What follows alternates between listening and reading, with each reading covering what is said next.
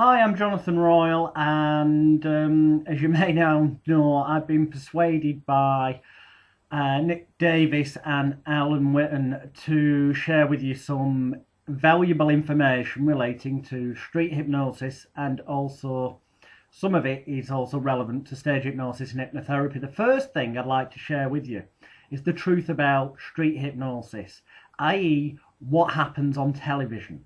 You may have seen the likes of Peter Powers' street hypnosis on Bravo and other satellite channels, or his Power of One shows in Australia and on comedy channels. You might have seen Paul McKenna's street hypnosis show on Channel 4 a number of years ago. The truth of the matter is, it's not what it looks like. They do not just randomly go up to people and hypnotise them on the street, which is the impression you may have falsely got. The truth is, having worked on such shows, both advising for other hypnotists and filming my own shows around the world for television appearances, I can tell you categorically that what happens, for example, with Peter Powers is adverts were placed in newspapers, people saying that people were wanted to take part in a hypnosis show. So the people who responded automatically wanted to be on television. They were 99.9% of the way to being compliant and cooperating anyway. A number of these people were shortlisted and taken to a hotel, a function room in a hotel, where a number of suggestibility tests were carried out, such as fingers closer together. I'll explain that later. Locked hands and various other suggestibility tests. Several were used because, hey, this stuff was only being filmed for snippets, not for actual full feature on the show. And then various routines were carried out in the function room to see who were most responsive, who reacted best physically, who reacted best to verbal routines, so that Peter knew who to use for what routines, who'd be most responsive, who wasn't bothered about doing stuff in front of people, and who really wanted to be, let's be bottom line about it, on television. The real hypnosis with television street hypnosis or television stage hypnosis is the fact that people want to be on television. And that's a bit of a tip. The moment they see a television type camera, they will instantly become 100% more suggestible and hypnotizable, for want of a better phrase. In other words, they'll become compliant more rapidly, especially if you approach them and you've got somebody with you, a friend, who's got on their shoulder a big looking television type camera. So buy one cheap on eBay, one of the old ones that fits a VHS videotaping. It's more of a prop than anything, because you can also have your friend holding a small camera as well, the backup camera, which is your quality high definition camcorder, which is what you're going to use for your publicity or your YouTube clips, in a manner that's legal. We'll be covering that in future little episodes of this video blog. But you want the big looking camera so it looks like, not just that they could either think it's old, but more likely, because of the way you're going to frame it, they'll think it's a television camera. Especially when you approach them with a line like, "Hi, my name's Jonathan, I'm a hypnotist, we're just filming something for possible television broadcast in the future, and I was just wondering if you fancy being hypnotised and appearing on TV." That's sort of part of a pre-talk. Now that is all videoed. This will never get broadcast, but videoing your pre-talk, and we'll cover more about pre-talks in the next episode, because that way you're getting closer to being legal, because you need to do lots of things to be legal when you're doing street and stage hypnosis. That opens, it breaks the ice. "Hi, my name's Jonathan Royle.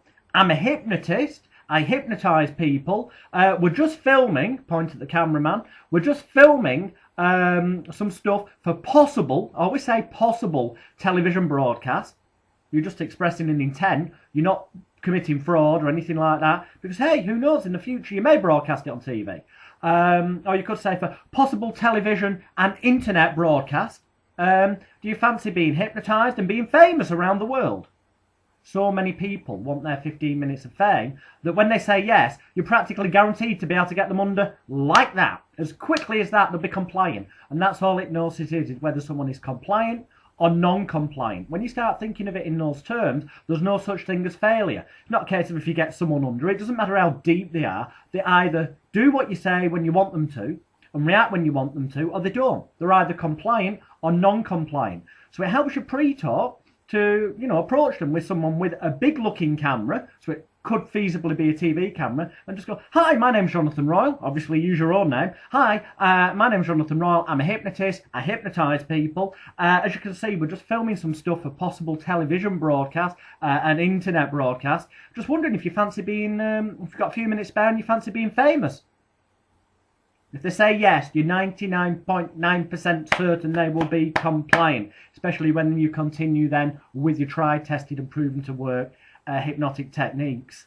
There are ways to never fail at stage and street hypnosis, to always look in control, to always be the winner. And over these clips I'd like to share some of those things with you. But the key is, television street hypnosis is not what you see, mainly because Ofcom do not allow you to broadcast the hypnotic induction process on television. You're not allowed to show it. So when you see people randomly approaching people on the street and going, "Sleep," or going up to them, finger on the head, falling back, "Sleep," that is a reinduction. They're just reacting to a post-hypnotic. They've already been hypnotised. They're already proven they're compliant through suggestibility tests behind closed doors that took place before the camera was filming. Or in truth, it's all filmed. So when you approach people, with this example of an instant rapport getter, people want to be on telly, you are filming because that proves that you asked for their consent. When they say yes, it's like having a signed consent form, because you've got video evidence of telling them that it's been filmed for internet and television possible broadcast. And would they like to take part? If they then consent, they're agreeing to be filmed, they're agreeing to the broadcast of it, thus making it legal. Without that, to broadcast stuff on YouTube, television or any other source is actually illegal, and if people wanted to, they could sue you after the event.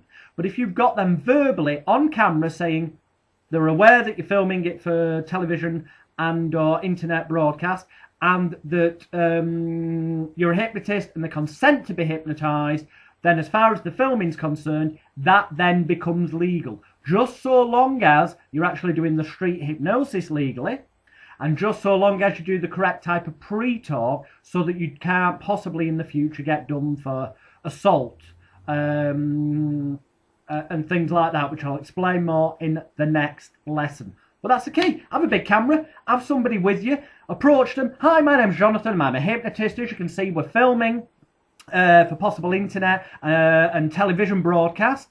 I've just wondered if you fancied being hypnotised. You look like a nice, intelligent person." That's another key. You make out that only people with good powers of intelligence, imagination and concentration can be hypnotised. So if they agree to take part and they don't comply to what you say and react in the manner you want them to, effectively what they're saying is they've got no intelligence, no imagination and concentration. You're putting them into a double bind of having to comply when they say that yes, they want to take part. And because they think they're going to be on TV, believe me, it's what I call the karaoke syndrome. People get up at karaoke nights and sing even though they know the rubbish.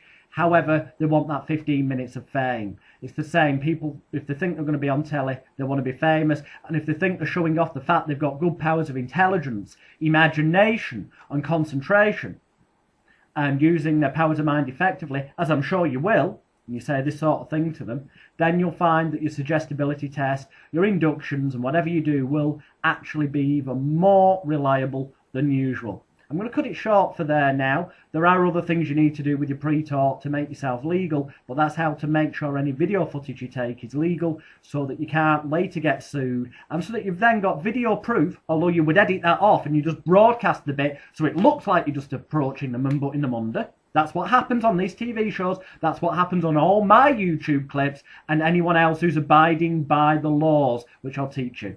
I'll be back very soon with some more information. Thanks for watching.